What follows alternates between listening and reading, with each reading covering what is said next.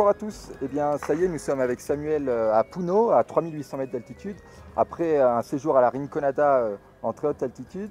Et première question que je vais poser à Samuel, c'est déjà, comment ça s'est passé à la Rinconada, et deux, quelles sont les adaptations que l'on a pu voir, notamment au niveau du sang, puisque Benoît avait réalisé des analyses sur moi-même au niveau de la mer. Oui, c'est vrai que maintenant on est dans un stade d'acclimatation plus prolongé. Ça fait une dizaine de jours qu'on est à plus de 3500 mètres d'altitude.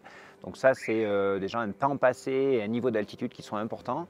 Du coup, on commence à sentir, on le sent, et puis surtout, on peut le montrer d'un point de vue biologique. On a des adaptations maintenant qui se mettent en place doucement à notre niveau, alors qu'on n'est pas du tout habitué à la base à la haute altitude.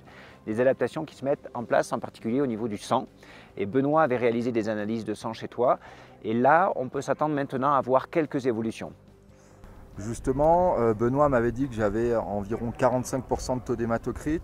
Qu'est-ce qu'on a pu relever chez les habitants de la Rinconada qui ont eu des valeurs, on peut le dire, exceptionnelles, hein? Oui, alors voilà, on part quand on est un habitant de plaine à des valeurs de proportion de globules rouges dans le sang de l'ordre de 40-45%, comme on l'a été tous les deux en partant de Grenoble. Et puis après, bien une semaine, 10 jours en altitude, on peut espérer avoir gagné quelques pourcents. Donc on arrive peut-être doucement à 47, 48, 50% tous les deux au bout de 10-12 jours passés déjà à très haute altitude. Mais arriver à 50% pour nous, c'est encore bien en deçà de ce que l'on peut mesurer chez les habitants de haute altitude ici, dans toutes les rues, et encore plus à la Rinconada, où là on mesure des valeurs d'hématocrite, donc de proportion de globules rouges dans le sang, de l'ordre de 70-80%, donc des valeurs quasi inimaginables qui sont bien au-delà de tout ce que nous on peut imaginer avoir, même en restant très longtemps en altitude. Et ce que je propose, c'est qu'on aille faire un petit tour au laboratoire et justement en discuter avec Benoît qui avait analysé mon sang dans une drôle de machine, et il va nous en dire un peu plus. Et on se retrouve ici avec Benoît dans une autre salle, puisqu'on est ici dans la salle biotech. Alors Benoît, est-ce que tu peux nous expliquer ce que l'on va faire maintenant avec ce petit tube? Nous allons le centrifuger, c'est-à-dire le faire tourner à une très haute vitesse. Et l'objectif de cette centrifugation, ça va être de séparer les globules rouges du plasma.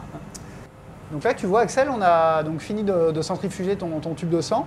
Et on a donc séparé deux parties, le plasma qui est la partie jaune, c'est-à-dire le liquide sans les globules rouges, et au fond les globules rouges. Et là, ce qu'on peut voir à peu près à vue d'œil, c'est que tu as à peu près 50%, entre 45% on va dire, de ton sang qui est constitué donc des globules rouges. Chez les habitants de haute altitude comme à la Rinconada, donc eux, si on faisait le même type de centrifugation, ils auraient des globules rouges qui arrivent à peu près jusque-là. Avec moins de plasma. Avec moins de plasma et du coup un sang beaucoup plus visqueux et qui a beaucoup plus de mal à s'écouler dans les vaisseaux, hein, les vaisseaux qui sont comme des tuyaux. Et comme je le disais tout à l'heure, une action mécanique du cœur qui fonctionne comme une pompe beaucoup plus... avec un cœur qui va nécessiter un travail plus important pour éjecter ce sang plus visqueux. Bon, et maintenant on va redescendre au niveau de la mer, donc à Grenoble. Et quelles adaptations puis-je avoir? Est-ce que je vais courir plus vite? Est-ce que je vais me sentir plus en forme? Alors c'est vrai qu'on va revenir à nos altitudes habituelles, proches du niveau de la mer, avec quelques globules rouges supplémentaires, quelques pourcents d'hématocrite en plus. C'est typiquement ce que recherchent les sportifs lorsqu'ils vont s'entraîner à l'altitude. Ils espèrent, en redescendant au niveau de la mer, avoir des capacités de transport de l'oxygène, plus de globules rouges élevés, donc des capacités de transport plus élevées et donc des performances à l'effort augmentées. Nous, c'est ce qui va se passer un petit peu. On va arriver en plaine avec plus de globules rouges, mais comme on a passé du temps à très haute altitude, on a aussi accumulé de la fatigue. Et l'un dans l'autre, Axel, c'est pas sûr que tu cours plus vite. Bon. Et on peut d'ailleurs préciser que quand on fait un aller-retour sur un sommet, il y a la fameuse zone blanche, on ne produit pas forcément plus de globules rouges. Alors c'est vrai qu'il faut comprendre que pour produire des globules rouges supplémentaires, il faut passer beaucoup de temps et en altitude suffisamment élevée. Globalement, placer 2 jours à 2000 mètres d'altitude, ce n'est pas suffisant pour augmenter sa quantité de globules rouges. C'est au moins une semaine à des altitudes plutôt au-delà de 3000 mètres. Et du coup, une fois qu'on aura récupéré, c'est quoi la suite du programme avant la prochaine expédition? Alors voilà, on était là pour préparer cette prochaine grande expédition début 2022 en mars.